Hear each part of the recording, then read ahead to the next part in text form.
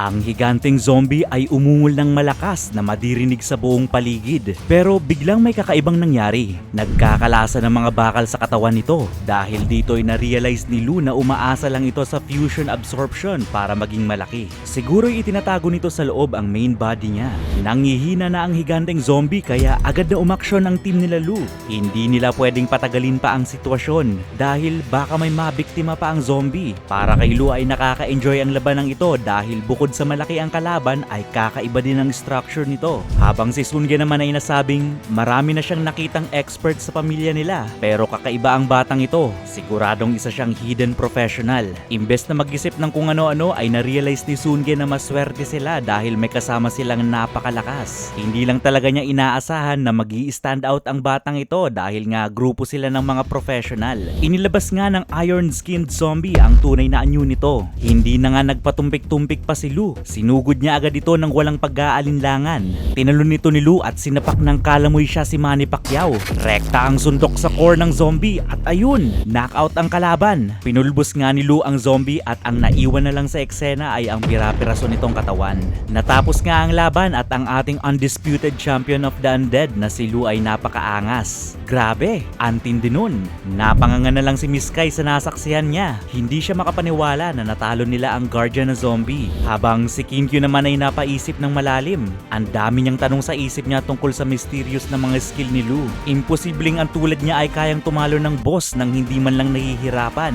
Isang malaking katanungan ang nasa kanyang isipan. Sino ka ba talaga?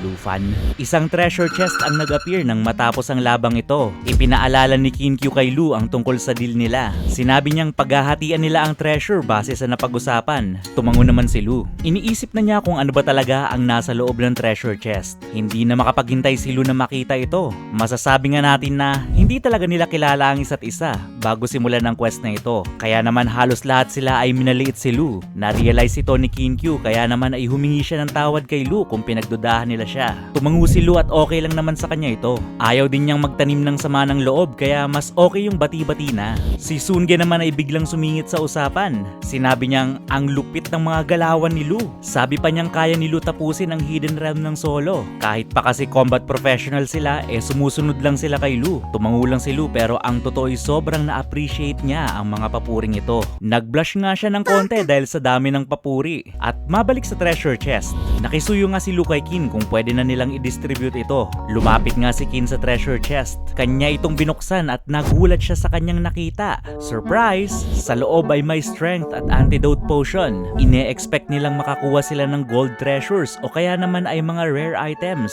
Pero pakiramdam nila ay prenang sila dahil puro potion lang ang laman ng treasure chest. Hindi mapigilan ni Miss Kai na madismaya sa laman ng treasure. Seryoso? Halos mamatay na tayo tapos ito lang? Sino ba naman kasi talaga ang matutuwa, di ba mga boss lords? Higante yung zombie tas yung reward ganun? Anyway, tuloy tayo. Napakamot na nga lang si Lou ng ulo niya. Level 20 ang realm na yun tapos potion lang ang loot. Tila yata may mali. Something smells fishy. Si Kinkyu naman ay nagsimula ng i-distribute ang rewards. Sinabi niya sa uncle niya na ibigay ang antidote potion kay Ja. Dahil okay na si Ja ay pwede na nilang pagplanuhan kung ano ba ang gagawin sa rewards. Iniabot nga ni Kinkyu kay Lou ang mga strength at antidote potions. Pinasalamatan din siya ni Kinkyu dahil sa ginawa niya. Siya ay nirewardan ng potions kagaya ng reward ng ibang members ng grupo. Malugod ngang tinanggap ng Dragon Tamer ang mga potion at nagpasalamat siya dito. Naisip niyang ang Kin family ay sumusunod sa kung ano ang napag-usapan. Napabilib nga siya ng mga to. Kaya naman nakuha nila ang respeto ni Lou. Sa kabilang banda nga ay si Uncle Sunge ang nag-aalaga kay Ja nang napatanong si Kinkyu.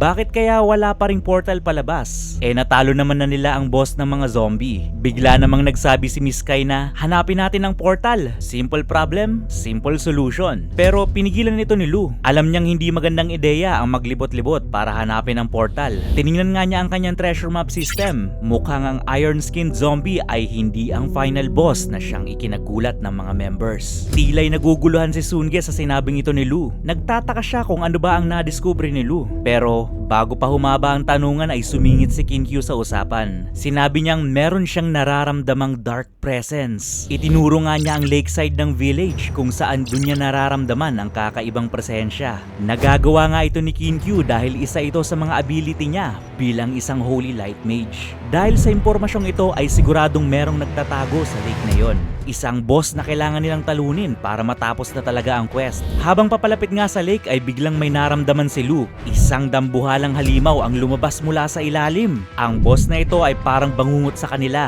Marami itong galamay na tadtad ng mga mata. Nang makita nga nila ito ay alam nilang mapapalaban talaga sila ng malala. Nagkabiglaan nga sila dito. Hindi nila alam kung anong level ng monster na ito at wala rin silang ideya sa mga attack pattern o moves nito. Inatake sila kaagad ng final boss kaya naman sinabihan sila ni Sunge na magtago na muna habang iniisip nila kung paano tatalunin ito. Wala nang intro-intro. Ang final boss ay direktang inatake si Sun at balak na nitong isunod si Kinkyu na kala mo'y may galit siya sa mga ito. Isang atake ang paparating at dahil na rin sa takot ay hindi na nakagalaw pa si Kinkyu. Siya namang pagdating ni Lou na parang isang superhero. Mabilis niyang inilayo si Kinkyu sa halimaw at dinala sa ligtas na lugar. Nakalayo nga sila ng kaunti sa halimaw nang biglang malaman nila kung ano ang pangalan at details ng boss. Ang pangalan ng boss ay Grieving Spectre na isang level 25 na monster. Puwera biro, mukhang mahihirapan sila sa isang ito. Nakatingala silang lahat nang sinabi ni Miss Kai na eto na ang final boss. Sobrang nakakatakot nga ang itsura nito, nakala mo'y makikita mo lang sa mga horror movies. Sinabihan nga ni Sunge si Jan na magpahinga muna habang nilalabanan niya ang big boss. Si Jan naman ay makulit kaya napagalitan tuloy siya ng uncle niya.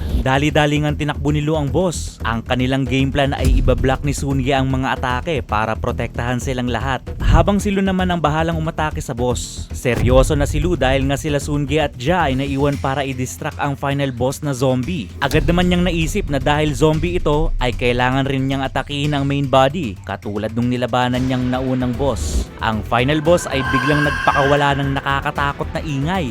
Ang ingay na ito ay nakakapanginig ng tuhod, nakala mo'y wala ka ng pag-asang manalo.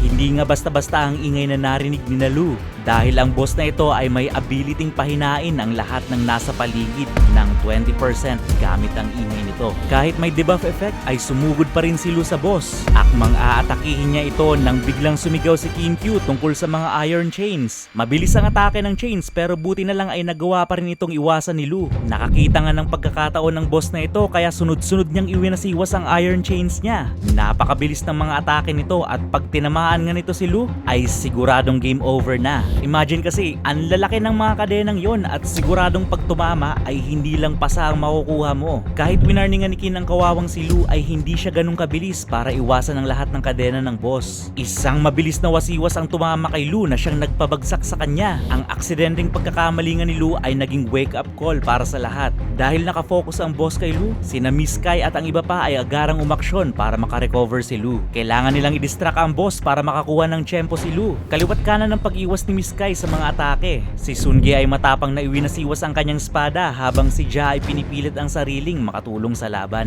Alam ni Lou na ginagawa ng mga kasama niya ang lahat ng makakaya nila. Pero ang mga atake ng boss ay sadyang tuloy-tuloy.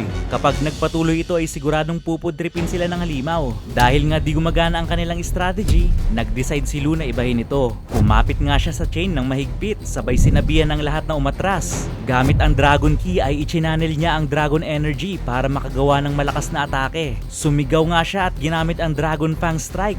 Dumagundong ang buong kapaligiran dahil sa atake ni Lou. Ang move niyang ito ay naging effective sa boss kaya napahina niya ito. Nasaktan nga ang boss at galit na galit ito kay Lou. Gumanti nga ito ng atake gamit ang Chain Slash niya at this time mas malakas ito. Pero hindi ito hahayaan ni Lou. Nang papalapit na sa kanya ang mga kadena ay tinawag niya ang kapangyarihan ng Ink Dragon Scale Sword. Inactivate niya ang kanyang special ability, ang Dragon Blood Armor Transformation. Kala mo'y nasa video game ang mga eksena. Nagliwanag ang katawan ni Lou habang siya ay nagpa-partial transformation gamit ang dragon powers niya. Mas lumakas si Lou at kaya na niyang makipag 1v1 sa boss. Sinangga niya lang ang mga chains sabay kinounter attack ito. Laking tulong ng Dragon Blood Armor Shield sa kanya dahil hindi na niya kailangang intindihin ang mga paparating na atake. Hindi na nagsayang ng oras si Lou at inilabas na niya ang Dragon Claw. Mabilis na nag-transform ang braso niya at punong-puno ito ng kapangyarihan ng Black Dragon. Kahit ginawa na nila ang best nila ay ayaw talagang patalo ng boss. Sinuggest ni Sunge na umatras muna sila. Sumang-ayon naman si Kinkyu dahil alam nilang no match talaga sila dito. Pero si Lou ay hindi sumusuko. Alam niyang kung aatras sila ay mas lalo lang lalala ang sitwasyon. Sumeryoso na si Lou at sinabihan silang lahat na magtiwala sa kanya. Kahit grabe na ang tensyon dahil sa boss ay nagkaroon pa rin sila ng pag-asa dahil sa sinabi ni Lu. Silang lahat ay nagtiwala sa kanya at handa na nilang harapin uli ang boss ng magkakasama. Matapos ang saglit na katahimikan ay sinabi ni Lu kay Sunge na idala sina Miss Sky at ang grupo sa malayong parte ng village. Alam niyang ito kasi ang mas maiging gawin dahil bugbog na rin silang lahat sa pakikipaglaban sa mga zombie.